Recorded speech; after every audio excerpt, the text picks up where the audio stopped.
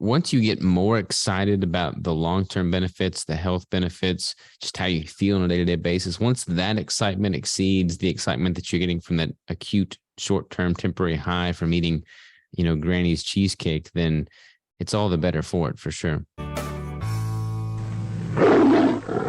Hey everyone, welcome to the Carnivore Revolution. I'm Serena, and my guest today is Robert Sikes. You probably know him as Keto Savage. He is a husband, a dad, a business owner, an author, and a bodybuilder. He has been keto for 8 years and is the founder of Keto Brick, which is a great tasting bar if you're already fat adapted or already doing keto. And he wrote a book called Ketogenic Bodybuilding, and he hosts the Keto Savage podcast and YouTube channel. Robert, thanks so much for joining me today.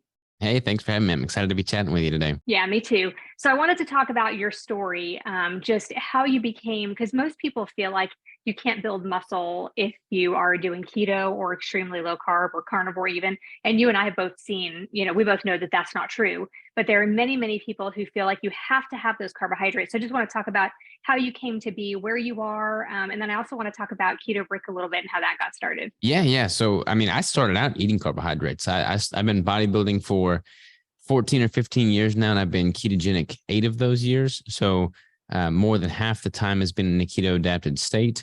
I built a lot of muscle with the carbs for sure, but I've built a ton of muscle since going strict keto. So you can most certainly build muscle in the complete absence of carbohydrates. And I would argue that it's a healthier, more sustainable approach, certainly more sustainable for me. I struggled with a ton of disordered eating tendencies after my first several competitions that used carbohydrates, which is very typical in the competitive space. Like a lot of competitors will diet down very strictly, and then after the shows are over, they just binge on everything in sight. And that's what happened to me. I would literally binge and then purge, and then just a negative feedback loop that lasted for years. And then I found keto, and that was pretty much my catalyst for breaking free of that downward spiral with nutrition. And I haven't looked back since. And I've built more muscle. I've gotten leaner, and I've been able to do so in a much more sustainable fashion throughout these preps with a ketogenic format. And I've since pretty much dedicated my life to teaching others how to do the same, basically. I didn't know that about you, about the binging and purging. I had that issue also for many, many years. And it really is just this endless cycle. Have you heard the saying that addiction is the only prison where the lock is on the inside? Yeah. And I think it's fair to view it as an addiction. Like that's a very polarizing subject. Like people don't like viewing food as an addiction. But I think for many, it's absolutely an addiction. And it should be seen as an addiction so that you can be honest with yourself and objective about it and break free from it.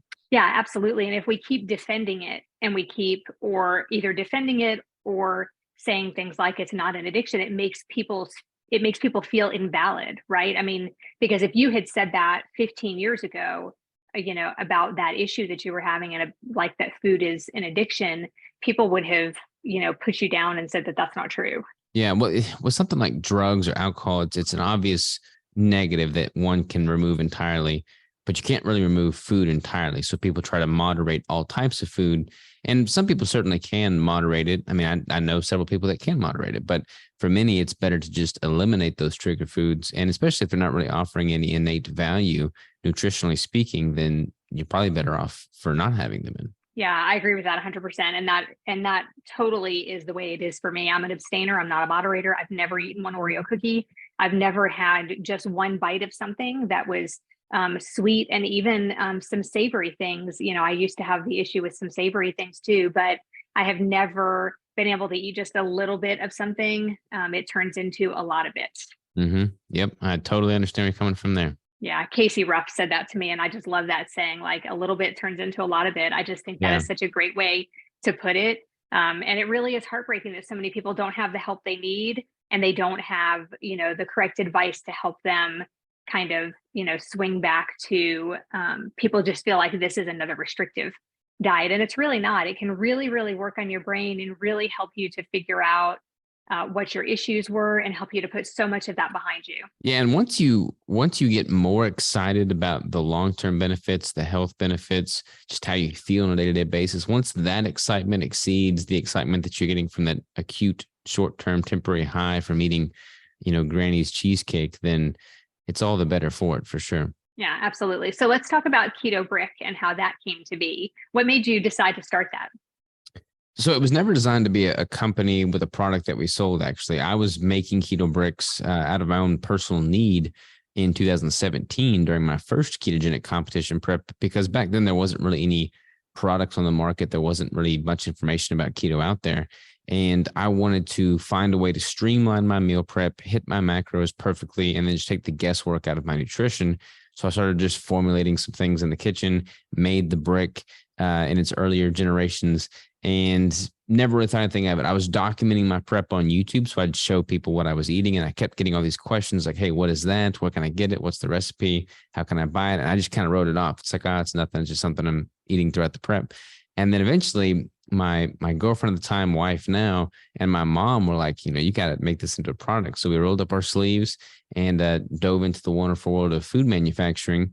And lo and behold, the brick was born, and it's now a product that we continue to make in-house to this day. And we have a team, and we're making these right now as we speak, actually. And you actually got a machine. You make like your own wrappers. You do all of your own stuff, right? Yeah, it's all in-house. We do all the production, all the fulfillment. I mean, everything. We don't outsource any of that. So if you're eating a brick, it was made by us for sure. That's pretty awesome. And I know you moved, was it last year you guys moved and now have a separation between like warehouse and home that you didn't have before? Yeah. So we started out, we were leasing a commercial kitchen space by the hour. We did that for about 6 months.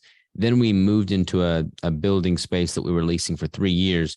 And we were broke. We were living in the warehouse. There's like 3 separate buildings. We were living in one of the offices, like had a bed on the floor, mattress on the floor. I built a shower in the bathroom. Like it was just total primitive living in this warehouse space. And then in 2021, we moved to this facility. Now we have a house which is separate from the building.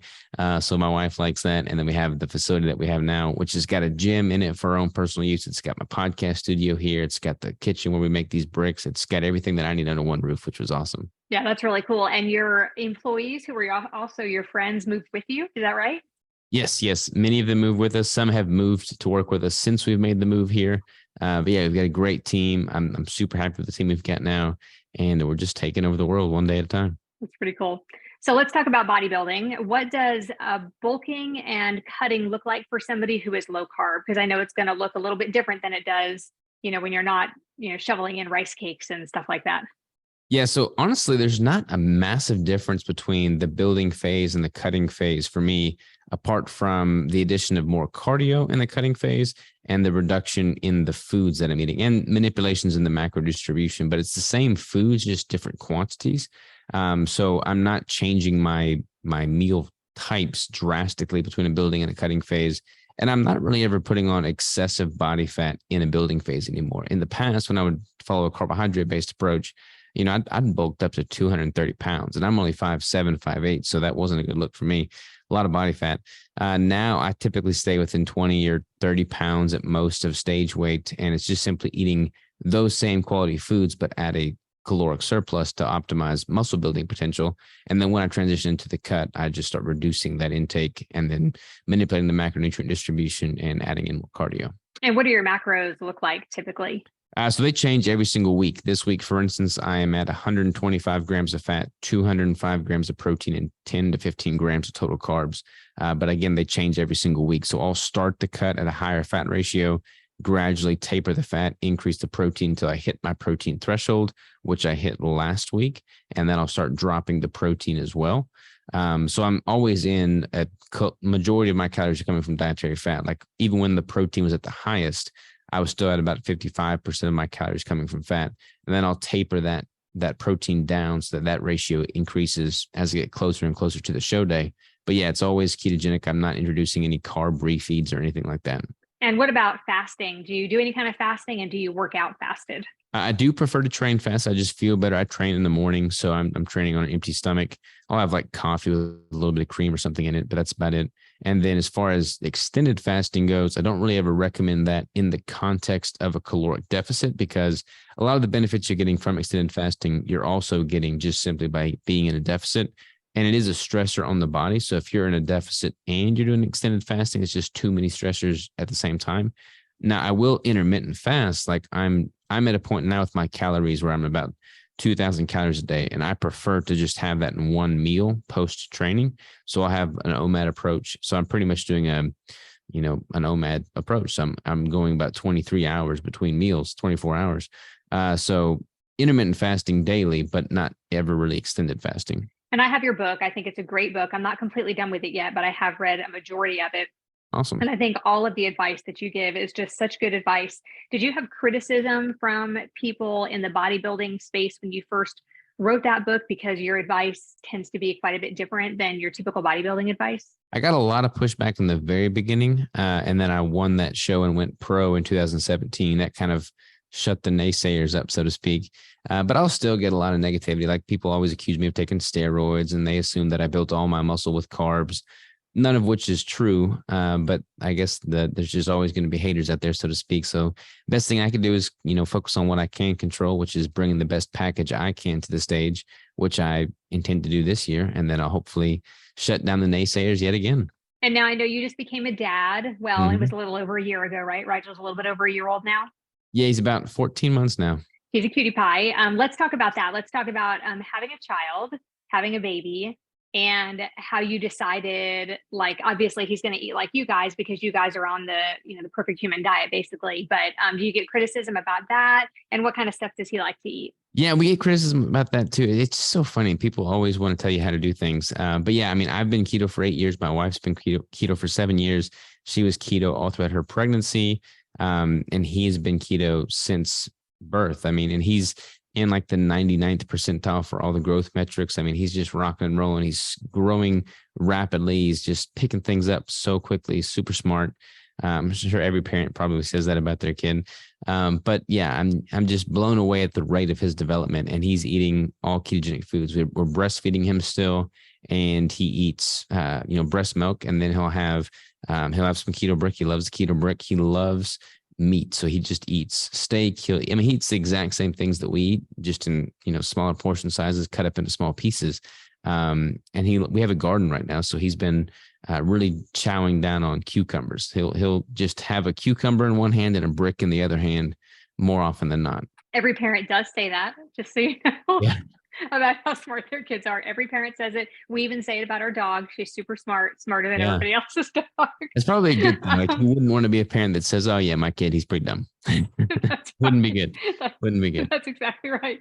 And I love how you said we're still breastfeeding. I just think it's awesome that it's like this approach that it's both of you, kind of doing this together. I think you guys are doing a great job. I've seen lots of videos of him eating. I have seen many of those meals. And I just think you're doing a great job. And the same people that are criticizing you are probably the people that are feeding their kids Pop-Tarts for breakfast. Yeah, it's unfortunate. I mean, I don't ever want to be a judgmental parent, but then when you become a parent, you tend to pass judgment a little bit subconsciously, whether you want to or not, because like you're just seeing, like, once you know a lot about nutrition, you can't unlearn what you know. So you recognize how important it is in an early child's development, especially in their neurological development. And when you see parents that are depriving their kids of just quality, wholesome nutrition that they're getting from breast milk, they're getting from quality fat sources, quality protein sources, and they're feeding them, these, sugary drinks and pureed fruits that are void of nutrition, it's just not optimal. But again, to each their own. I don't want to be, the helicopter parent telling other parents how to raise their kids, but I feel very confident in how we're raising Rigel and what we're feeding him, and he seems to be excelling with it. Yeah, when my kids were little, I have 4 children. My oldest is 22, and she's very healthy. Our youngest is 14. She's also very healthy. I wish that I had started with a lower carb approach instead of just kind of your average. I don't think we were ever on the SAD diet, because I've always been really careful. Like when they were a year old and they were hungry in the car, I would whip out a can of green beans with no salt added, and I would open it, and I would at a red light, and I would dump the water out the window, and I'd hand them a can of green beans. Like I felt like I was doing a good job. But there were also things in there like, a healthier version of a chicken nugget and, goldfish crackers. There were also lots of normal, kind of SAD diet treats for the kids. And I did bribe them, with sugar and candy. I see people doing that now, and I'm just mortified by it. So it's not that I'm a hypocrite. It's that, we're all learning as we go.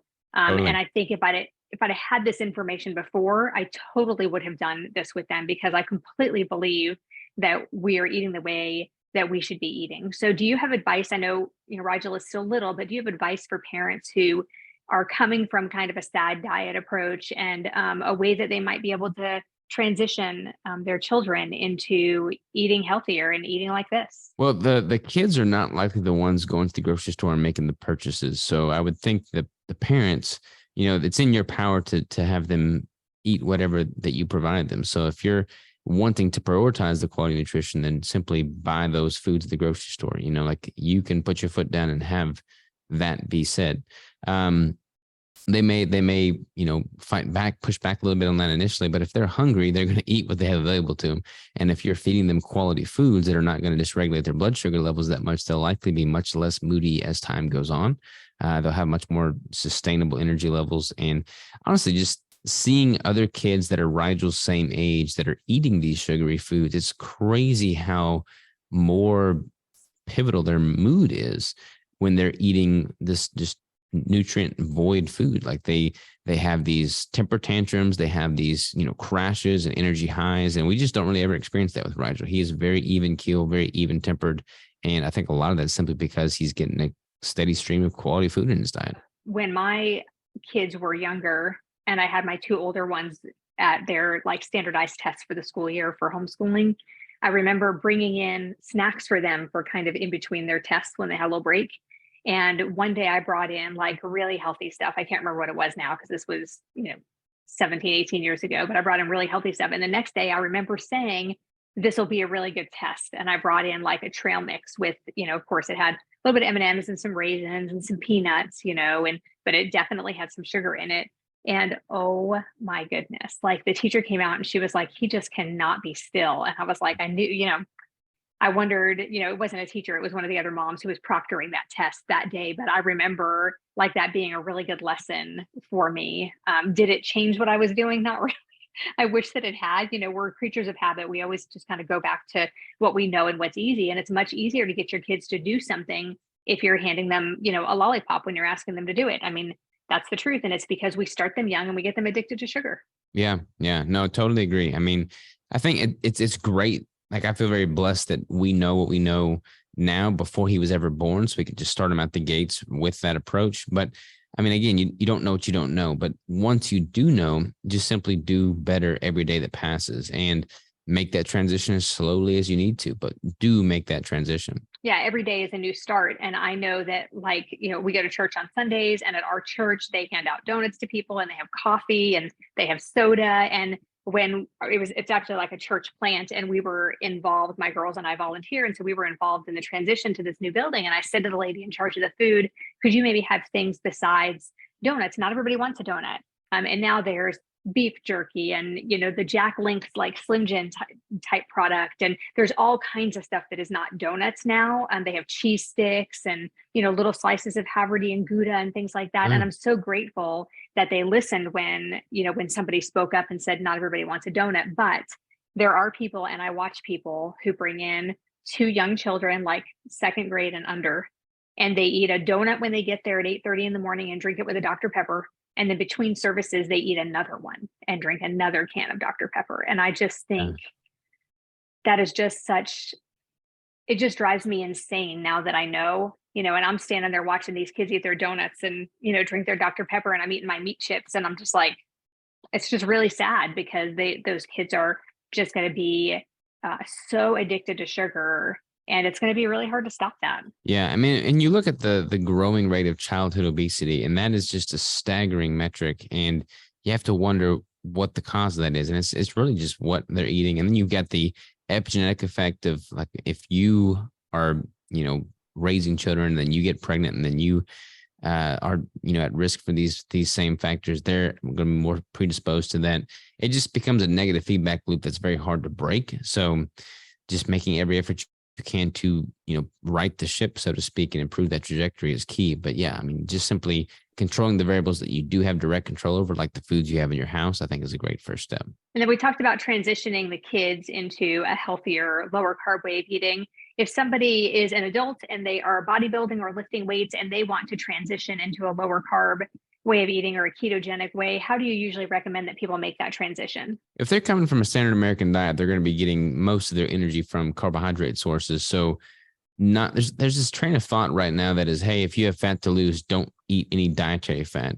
which I think is not really good advice because that's your primary energy source once you become fat adapted. Even if you if you're not yet fat adapted and you remove your sole energy source, then yes, you can tap into your stored fat, but your body doesn't have the metabolic pathways built up to efficiently leverage that yet. And if you just simply remove all dietary fat and all carbohydrates and are simply doing high protein, they're not likely going to feel very great right out the gates. And then they'll be likely to deviate from the diet. So I typically recommend having ample fat and protein at the onset. And then once you get fat adapted, you kind of pull the different levers and figure out what intake of dietary fat and protein you respond best to.